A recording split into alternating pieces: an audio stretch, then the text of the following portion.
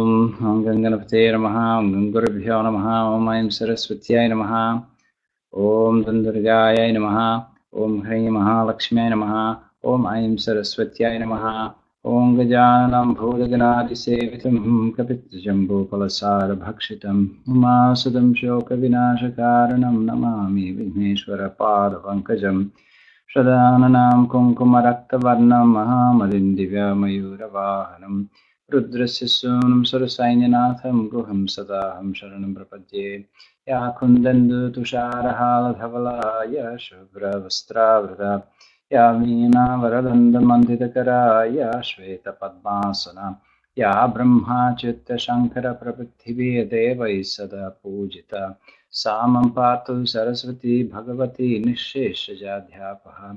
Om Namah Shivaya Gurave Sachidananda Murtaya Nishpam Puja Shanta Shri Shivanandayate Namaha Shri Shivanandayate Namaha Om Saramangala Mangalye Shive Savartha Sadhike Sharanye Triambake Gauri Narayani Namostate Narayani Namostate Om Shanti Shanti Shanti Om Peace Peace Peace Om Sadguru Shivan Maharaj Ki Jai Bol Shri Vishnudevan Maharaj Ki Jai.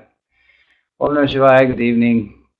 I welcome you to this really very special and wonderful webinar on the glory and the power of the Divine Mother. And we're just now in the midst of the very special festival called Navaratri. Of course, this festival is not purely external, but it is the representative of the inner processes of sadhana that we go through. So I decided to do this webinar today, just a short one.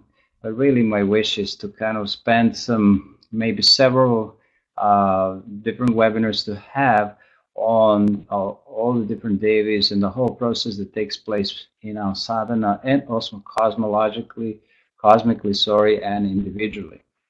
I hope that that dream will materialize with her grace. And today we are starting first just by recognizing that today is the eighth night of the Divine Mother, which is usually accompanied by Durga Puja. And as you know, perhaps I should give you a little outline of all this, why this Navaratri is being done. First of all, the beginning of the summer and the beginning of the winter. Now, this is according to Indian times. Here, we could say perhaps is more like the middle of the fall, and gradually turning into the winter. And so there are two periods. One is April, May, and the second one is September, October, which is the transition of these rhythms, or we could say the transition of the seasons. So there are two junctions, which are called sandhis in Sanskrit. They're very important in, of course, they're climatic and of a solar nature. So there's a impulse or rush of that kind of a solar energy and climatic energy, and so they create subtle and yet noticeable shifts in the minds or in the consciousness of this, especially of spiritual aspirants. So what they do is they turn our kind of awareness inwards towards the innermost self. So this is why it's celebrated. Now in April, May, there's a lot of emphasis on Rama. It's called Rama Navaratri. And in this time, now September, October, there's more emphasis on a Devi Navaratri. So these are the names. Anyway, these two periods are special, very special times, very special to the Divine Mother. So we call the Divine Mother Devi or Shakti, and these celebrations last for 9 nights. And Nava means 9, sometimes means new, and Ratri means a night. So 9 nights of celebration. Now, number 9 is a very special number because it represents the absolute consciousness, absolute awareness, since it's the only number. When it's multiplied by any other number, when we add them together, we get the number 9. So let's say number 9 multiplied by 3 is 27, so 2 plus 7 is 9. So it represents that ultimate substratum, unchangeless substratum behind all changes. However, this is also a number of the Divine Mother. So, as our bodies and minds undergo these deep changes due to the changes of seasons, our mind can be easily directed to do a greater inner work and to achieve a considerable success in sadhana. So this is why yogis utilize these wonderful periods for a greater spiritual practices. Taking into account that ultimately what we call the energy for doing any particular sadhana or spiritual practice is nothing but a manifestation of the Divine Mother in our lives. So, the 9 nights of the Navaratri represent the threefold stages in sadhana. One is the purification of the lower nature. The second one would be the integration and the development of positive qualities or virtues. And the third one will be called the knowledge aspect of the realization. Now, the 10th day, which is usually the morning, is called in Sanskrit Vijaya Dashami. Dashami means the 10th, Vijaya means the victory. So the victory in the 10th day means self-realization. So it's symbolic, but at the same time, it's not symbolic because it represents exactly the process of our sadhana towards self-realization. So the Devi, on our behalf, fights numerous demons, which are nothing but manifestation of the ego with all its ramifications. Yeah, so she fights this for all these 9 nights, and these demonical forces, sorry to use this word, it's not the most popular, but they actually truly the aspects of the ego in all its varieties and intensities. And of course, we know from our own experience, from our own knowledge of the bhakti and the path of devotion, and even jnana of yoga or the Vedanta, that the ego is not giving up its game very easily. In fact, very difficult. With great difficulties, he would surrender to only to the calling and to the power of the Divine Mother. So, first of all, let us just do a little bit of a groundbreaking work here, just by introducing the concept of Shakti and Shiva briefly, since I still would like to concentrate more on the aspects of these 3 Divine Mothers, but just so we know a little bit. See, verily, the power of the Supreme Being is called the Shakti, and it is verily this Shakti that energizes, and we could say that activates the consciousness. As we call it the Chitti Shakti, this is a term that is used often in technical aspects of Raja Yoga and sometimes Vedanta. We may call it the power of consciousness. Now, this is necessary in order to initiate the process of creation and to also have the process of sustenance of creation and the transformation. We wouldn't use necessarily the word destruction here. So for all these processes to take place, there is an inherent power within the consciousness that basically energizes the consciousness, and due to its presence, these aspects of that pure consciousness, if I may call them, as Brahma, Shiva, and Vishnu, are able to do their work. So we can say in brief that she is the conscious power of the Lord. And in reality, the power of consciousness and consciousness are never separate, just like the fire and the heat are not separate. Therefore, the Shiva and Shakti are never separate. So the Devi is the synonym of the divine power that manifests, sustains, and also transforms. Now, what we have to think about is that the awareness of pure consciousness is not purely abstract and some kind of a cold entity. It is rather such of such a constitution, if I may say, is that within it there is a latent power called Shakti. Think about Lord Shiva. Shiva is usually thought of as representing pure consciousness, pure awareness. And we can say that Shiva in a kind of a tantric sense, is that omnipotent, omnipresent, impersonal, but inactive consciousness. Inactive, and Shakti is nothing but the dynamic aspect of that consciousness, or the dynamic aspect of Shiva himself. So Shakti is the very possibility of the absolute consciousness to manifest as a manifold universe, right? As literally as many. And this is why we say that there isn't really the difference between the two, between the Shakti and Shiva. She is not a power which belongs to Brahman, or to consciousness. She is the power which is the Brahman. So this is important to know. Sometimes when we think Shiva Shakti, we like to separate them. The whole idea of the separation is in fact wrong.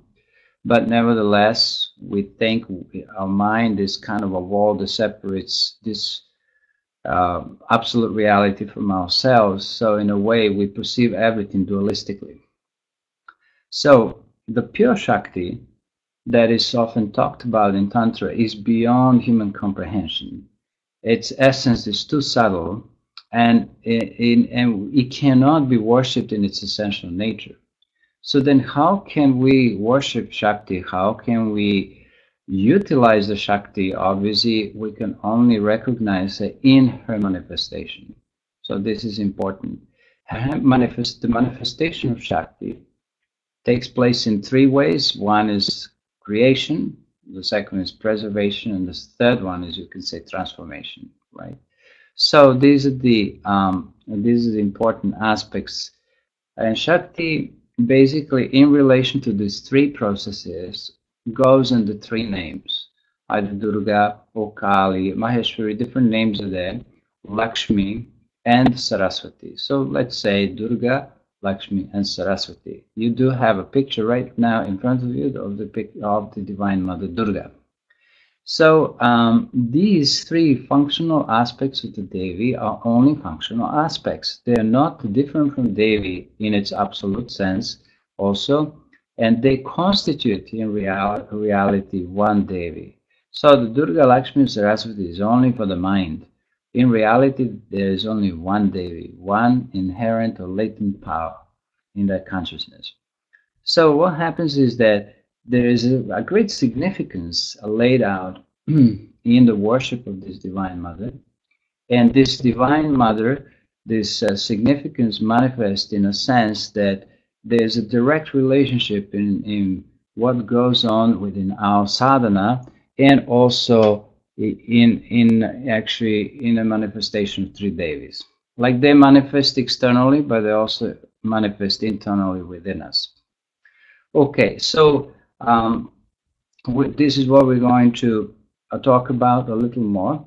Now, Shakti is the energy, we could say, by which we live, and we have our own being in this creation. So everything really depends on Shakti in some form or the other. What we're seeing today is what science does, is just discovering different aspects of Shakti.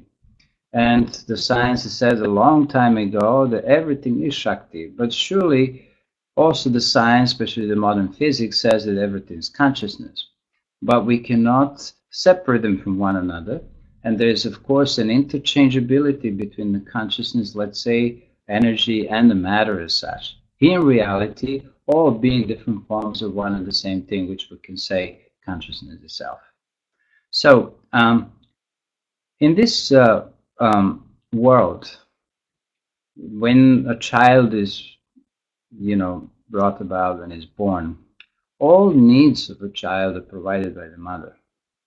Similarly, all needs of all beings in the whole creation are provided by the Cosmic Mother.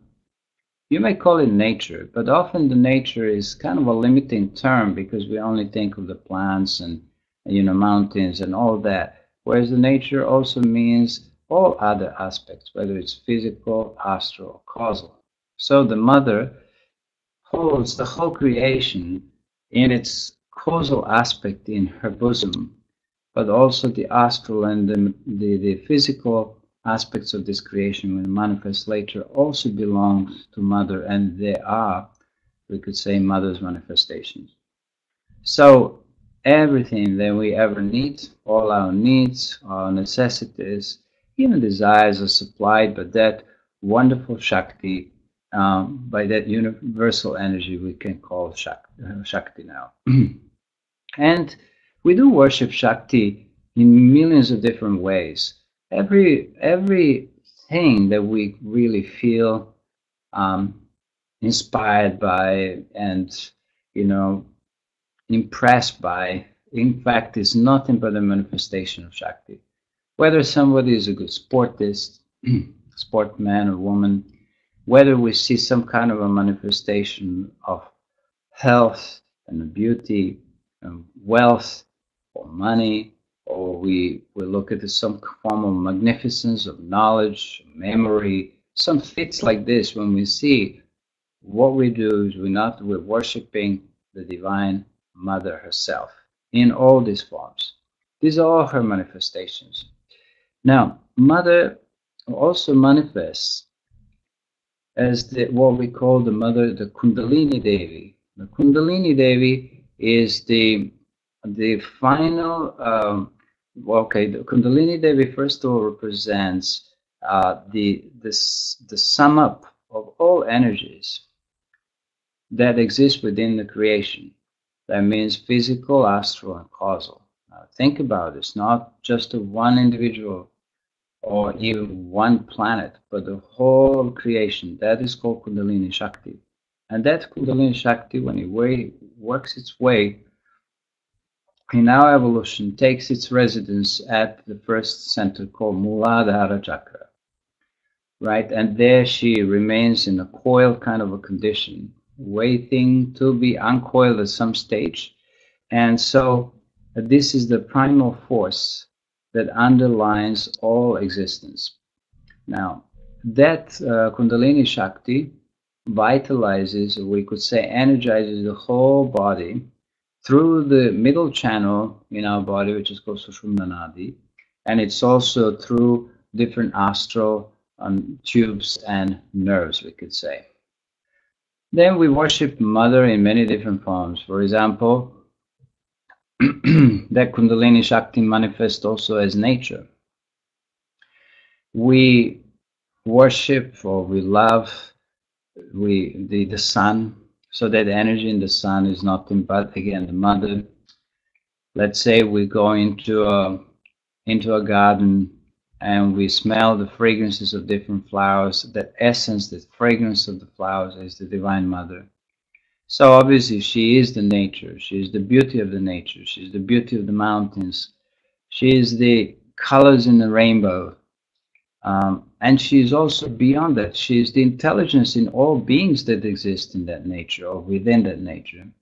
She is the power. She is the power also also in plants and animals. And you could also say that she is the power that manifests even in ordinary ways, such as when we take a medicine or we take a herbal supplement. All that power is there. She manifests also, of course, as a devotion or capacity to do different spiritual practices in aspirants, or as great realizations and insights, intuitions in masters. So all these things are nothing but really manifestation of her. But do remember that Divine Mother manifests in not just higher forms, but also in lower forms. So she manifests as the lower nature also in the human being. For example, lust, anger, hatred, jealousy, all these things. And also she manifests as a higher nature. And needless to say, since in this workshop tonight we have mainly women, all women are manifestations of the ultimate Shakti. And we will mention something about why we need to respect and honor the women in the whole world.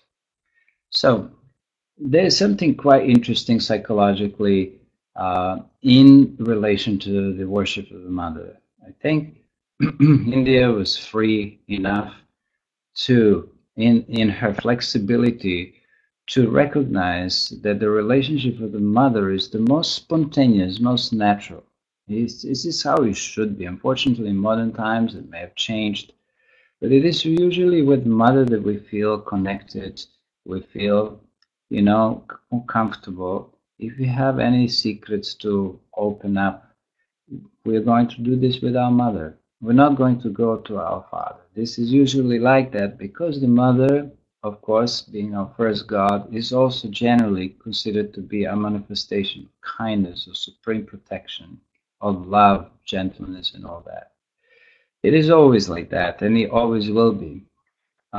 In fact, we could say that the recognition of the mother feminine aspect and opening up to it first is the way to kind of make your way to self-realization. So it is the mother that ultimately brings you and to your father, to your Shiva. And this is why even in chants we often say Sitaram, Radheshyam, like this. We don't say Rama Sita because we always addressed the Divine Mother and then we addressed it inactive aspect of consciousness. Oh, that's a little bit for fun. Now, the Divine Mother manifests everywhere in these three forms. In fact, we said Durga, Lakshmi, and Saraswati, but she can manifest in any number of forms and aspects depending simply on the task or function that she performs. And when you listen about, 108 names, or you listen to them, 100 names of Durga, Lakshmi, Saraswati, 1,000 names, these are just a different functional modality, if we may say, of one and the same consciousness, which we may call Shiva. But that is the power. And naturally, the power is creation. And when a creation comes, we give it a name. So that's how all names of the Divine Mother come into existence. And we sometimes, these aspects of the Divine Mother are very kind and sweet and gentle, and others are terrifying. Yeah, they're frightening and they're destructive. So, for example, when we think of Divine Mother Kali, we think, whoa, that's the power that wipes out all the negative forces in our lives and in the lives of whole humanity. So when Mother Kali comes, she is not going to be the sweetest in that particular aspect. She's sweet in her depth, but she's going to externally do some, destruction, which is necessary. So we see a very special arrangement of this worship within the Navaratri, and it's divided into threes. The first 3 days we say we worship Divine Mother Durga, next Lakshmi, and then Saraswati, like that. So as Durga destroys and sublimates or transforms the lower nature, negative qualities, Durga is worshipped the first 3 days. Then after the Lakshmi, she is more of a peaceful, kind of more gradual process where more gentle, where different qualities are developed in the next 3 days, symbolically speaking. So, it's like when you fast, in the beginning, you may feel a little bit weak by that, and then you need some nourishment. Similarly, like this, we need some nourishment that comes from Lakshmi. But also, we cannot build the positive unless we actually address the negative within us. And then, of course, this Saraswati, she manifests as the knowledge, as wisdom, and all that. So today, we have these three deities, and I want to concentrate on their manifestations in our sadhana, in our lives, and you will see how different things that we do actually carry the energies, and we're going to see how and why. So the Durga, which you see here in this picture, is rather beautiful. She rides on her vehicle, the lion, and he represents her power, the power of the will, the strength, determination, as symbolically speaking. Durga has usually many arms. Sometimes she's pictured with 4, sometimes with 8, sometimes with 16, and sometimes in some temples with 1,000. and she carries different kinds of weapons and things in her arms depending on what qualities are necessary to be, let's say, removed. For example, the sword represents a power of discrimination, right? So then this little kind of a circle here, which is a chakra, which she received from Lord Vishnu, represents the moral order of the Dharma. Like this, so every one of these arms represents something. So let us first see what her name is. There are many different interpretations of her name, but one is that Durga means one who is difficult to approach, who is beyond the reach, difficult to access, and that is because she represents the consciousness, right? The consciousness is difficult to reach by ordinary means by an impure mind. So this is what she represents. Now, think of yourself when you were just entering the spiritual path. Probably before that, you were not quite the most interested in any meditation or chanting or anything. You probably even may have scorned it, like say, oh no, I don't really want that. I'm a regular, normal person. I'm not a dreamer. Like that. Sometimes we have this kind of an opinion. So what Durga does, she manifests in our life as a form of an awakening, right? She manifests as an awareness. All of a sudden, we become aware that there's a higher purpose to our life. And perhaps that may come with some kind of, and not perhaps, I would say definitely, it comes with some form of internal suffering that we carry within us. And we're not able to reconcile the things in our life. We're not able to figure out why things are happening to us. Our own attachments are bothering us, even though we would not necessarily acknowledge that, but we're not happy.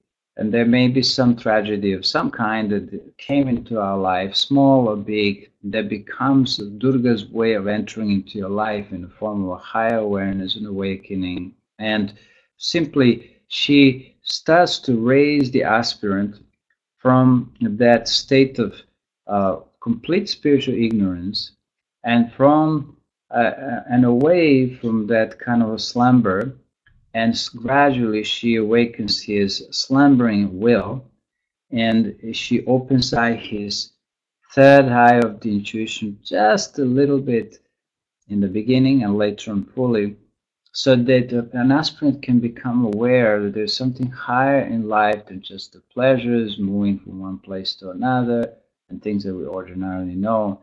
So that high purpose arises with us with the greater awareness, and I would say awakening, and awakening also discriminative process. This is the first step.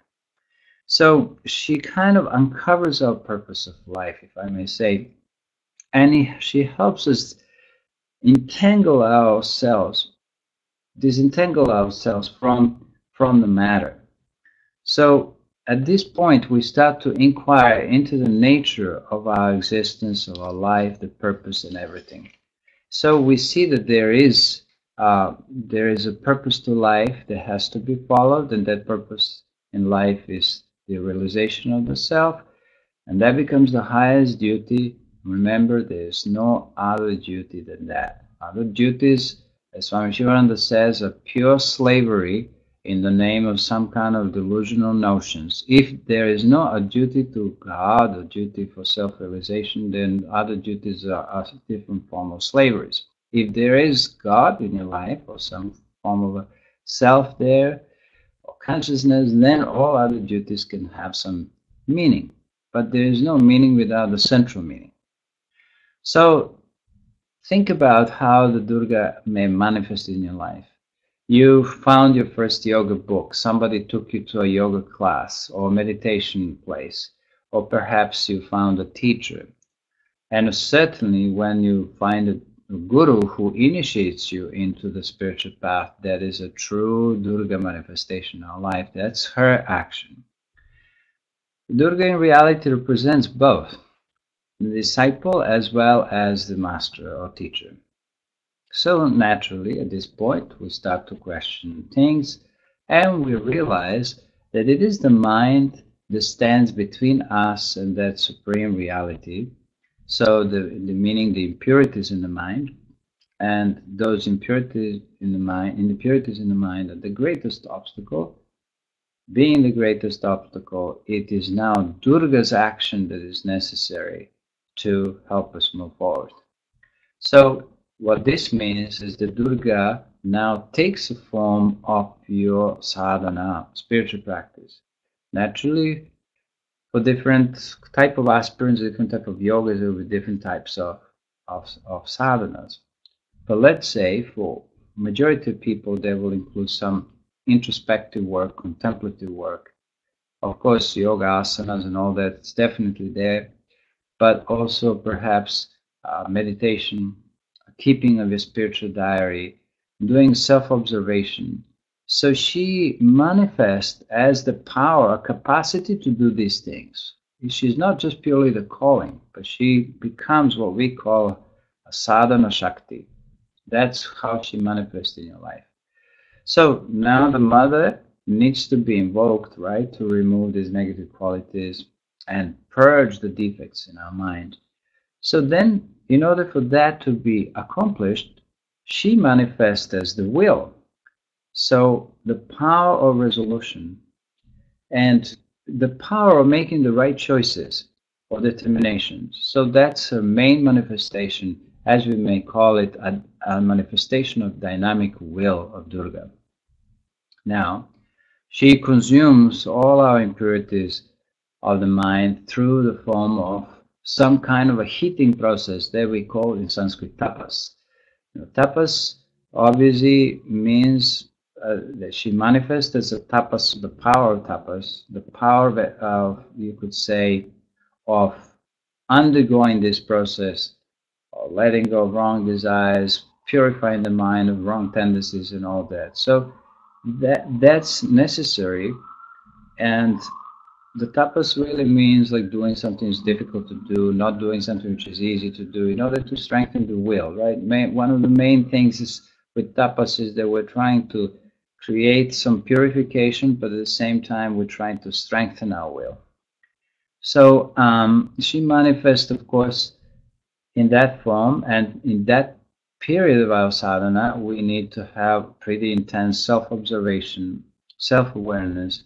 And in order to be able to do that, we need also the power of what's called the titiksha, to bear the vicissitudes of this process, the ups and downs of self-observation, of failing and rising, failing and rising. That's the power of Durga that you find in your life.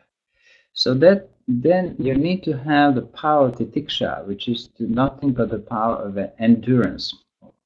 So to be able to look at, to face, and to ultimately remove all these negative thoughts, negative conditioning, our hurts, our traumas, and needless to say, the negative thoughts of all kinds, that requires a tremendous amount of energy.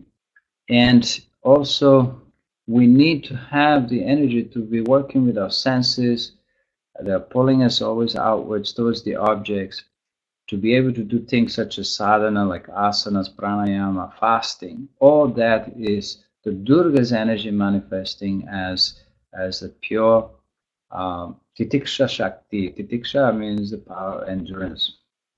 So the totality of all these expressions that I've just mentioned, and many more, what we consider to be basically Durga.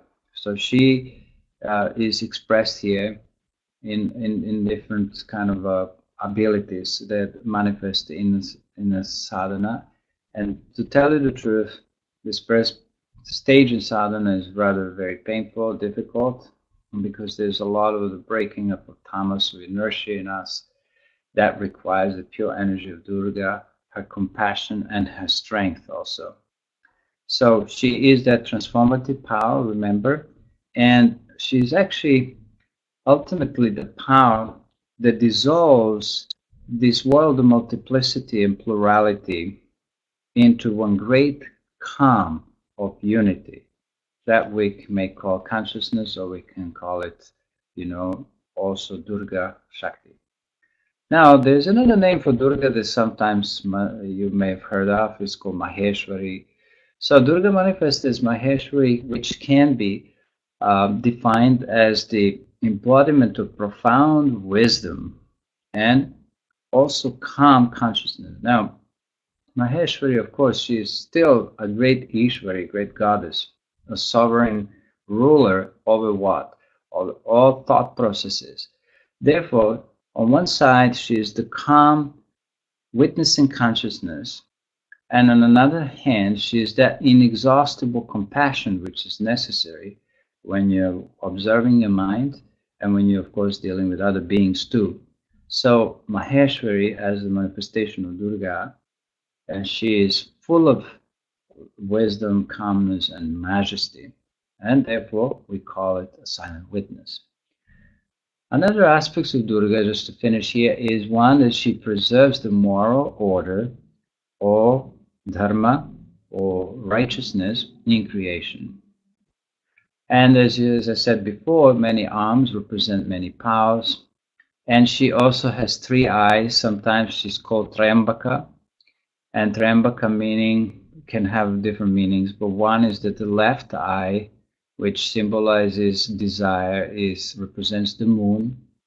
The right eye, which represents action, it's actually the sun. And in the middle, we have the fire or Agni, the third eye that represents the knowledge. So you need to have the knowledge between desire and action, and ultimately that knowledge will be of transcendental nature, will rise above desire and above action, which means above ignorance itself. The lion for the end of this little story about Durga represents simply the power, the will, the determination, in fact, the spiritual power.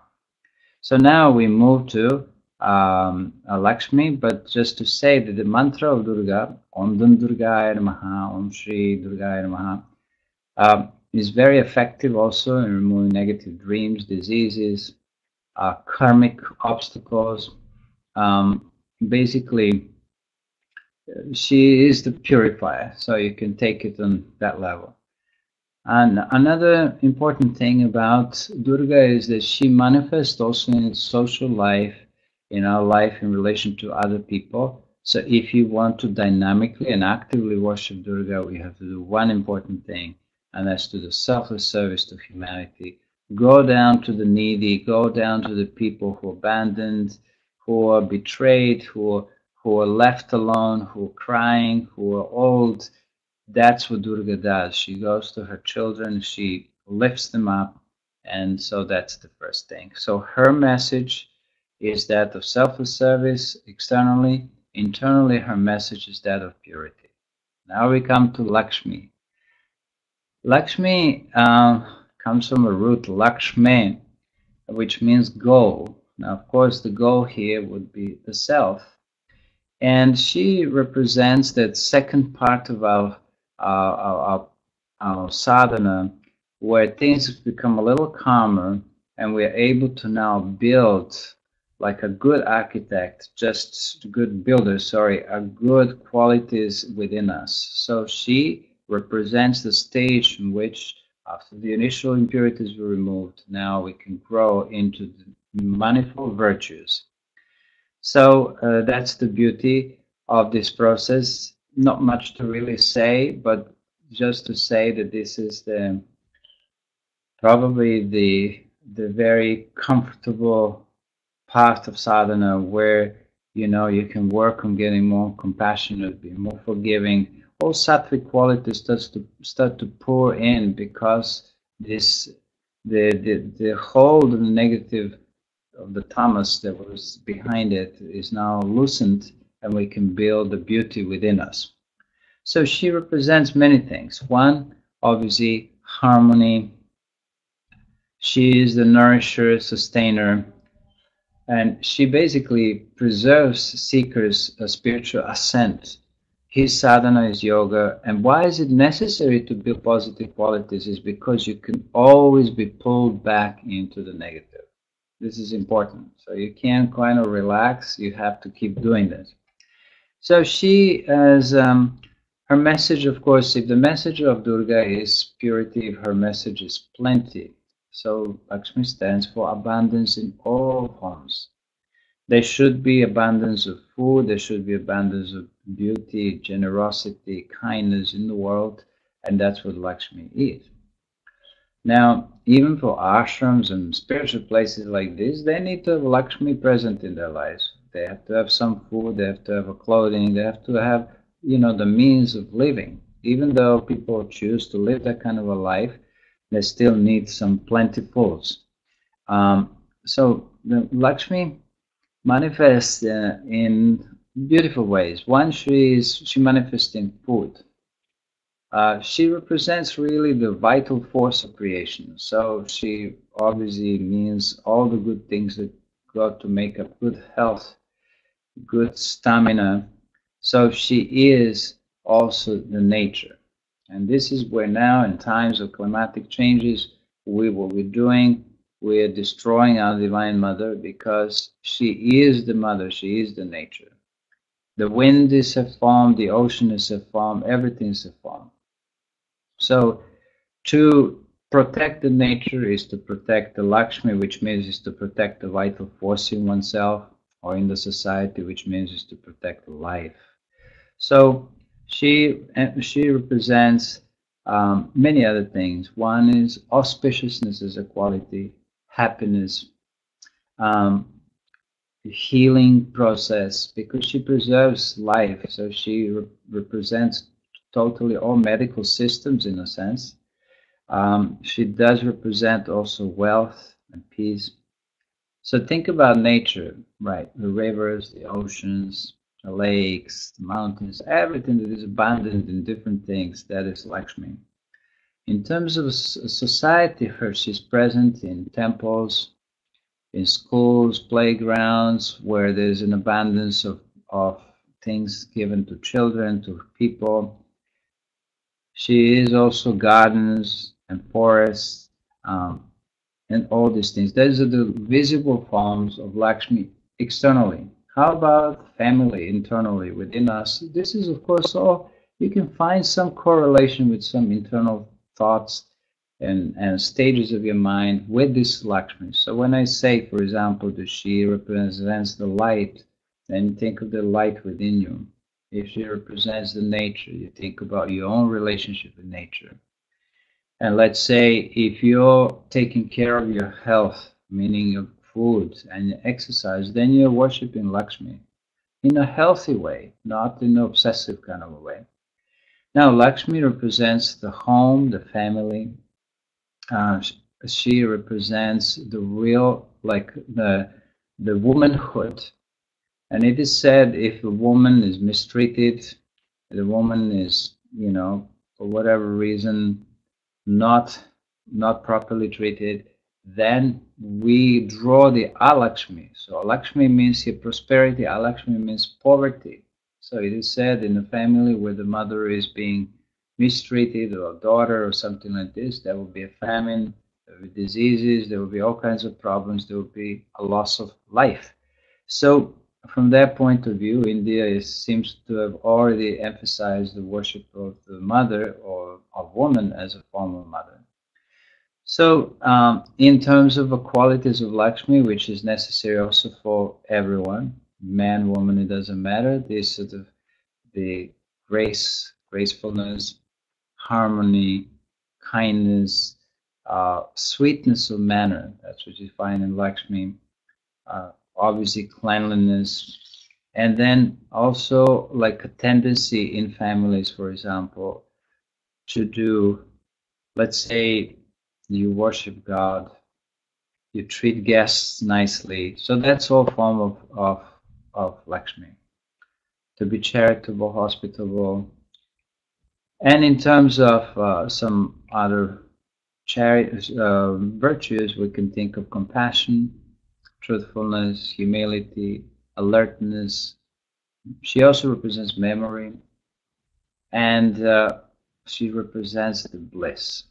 So whoever takes the mantra of Lakshmi will grow in harmony, virtue, kindness, care for humanity, and of course, the moksha itself, the self-realization, is considered to be the gift of Lakshmi. Now, if you want to dynamically and actively practice worship of Lakshmi, all you have to do is to try to bring prosperity into the lives of all. We know what that means. The charitable nature has to grow in us, gifts, a capacity to give of ourselves, energy, time, smiles, whatever it is. Good. So now we come to the last Saraswati. Here you can see another beautiful manifestation of Divine Mother. She is dressed in white. White symbolizes purity, sattva guna, truthfulness, the aspect of Sat existence. It represents many, many other things. This Veena, the Indian instrument that you see here, represents the origin of the sound Pranava, which is the sound Om, as well as the origin and the meaning, the power of the four Mahavakyas or great proclamations in Vedanta. So she represents the Vedanta itself and practices that accompany a Vedanta, which is, for example, thinking of Durga represents more like a karma yoga, Lakshmi can represent the bhakti yoga, Saraswati could represent the jnana yoga. So you can think of that. Durga represents the hands, right? Lakshmi represents the heart, and Saraswati represents the reason of the head. There's so many ways we can put that. So Saraswati represents all creative processes, as we know. All creativity, all commencements springs from her. Therefore, she is the mother of all talents, gifts, professions, sciences. It doesn't matter what else, crafts. So, as you remember, Durga is the call for purity, Lakshmi is call for plenty, and Saraswati is the call for wisdom or of wisdom. So arts and other things are all her. She is the antithesis to darkness, to any kind of tamas, and that's why also she's white. Saraswati, the name itself, has several meanings. Sara is here short from Sara, which means the essence. Swa means one's own essence. That's the self. Or you could say one's own essence is sattva, as the truth or as existence. Another means saras means also the flow. Vati means one who has the flow. So the flow, like the flow of knowledge, flow of consciousness. We could say somebody who has the fluidity, who is the manifestation also of fertility. This is all Saraswati. Now, she represents a specific time in the day, which is between 3 and 6, or 4 and 6, which is called Brahma Muhurta. Brahma is here the creator. Muhurta means the time which is usually measured differently, like 48 minutes before the sunrise, or as I said, up to 3 hours, this period. So that means that she manifests as that a feeling of awareness that you have when you wake up early in the morning. We're not really aware of the duality, plurality of the world. There's still darkness. So she is the manifestation of that. So in terms of her spiritual work in us, Saraswati manifests as the Atma Vichara, which is the inquiry into the Atma, Anatma, what is self, what is not self, which you can also say Viveka. Atma Vichara, you could say, may mean more like who am I, but we need to have a Viveka or discrimination power before we can do that. So her power is simply awakening of a consciousness. And in practical life, when it comes to crafts and arts and sciences, she is the one who loves precision. She likes the order. She likes purity and sattva. That if you do these things, you have a manifestation of Saraswati in your life. And she definitely doesn't like carelessness, sloppiness, laziness, because she really represents a phenomenal organizer, builder, and she has phenomenal integrity We could say that Saraswati, as a power within our lives, is the flawlessness. It's pretty high, right? We have to work for it. Then she manifests also in our life as Swadhyaya, so the study that we do, self-study, mantra repetitions, also study of scriptures, that is all manifestation of Swadhyaya, of Saraswati. She wants us to be able to imbibe the purest of the essence of spiritual teachings and practice it. That's Saraswati. When it comes to speech, her speech is very minimal, very little speech. Um, and then, in terms of other aspects of sadhana, she manifests as the practices of yamas and niyamas of Raja Yoga, so the ethics of yoga. In what sense? As the sattvic effort or sattvic manifestation of yamas. So that's what she is, and many other things. I have obviously probably spent most of this class on Durga, but I hope that I brought some ideas of Lakshmi and Saraswati, so you can observe how they manifest in your day. And these are all her gifts. So this will be the end of our little class. Perhaps in the future, I'll try to organize a more comprehensive class. We can take some more time and work on more details. We'll see if that happens, if it's all her will. And thank you so much for joining this webinar tonight. So we're going to finish with the three Oms and a short prayer.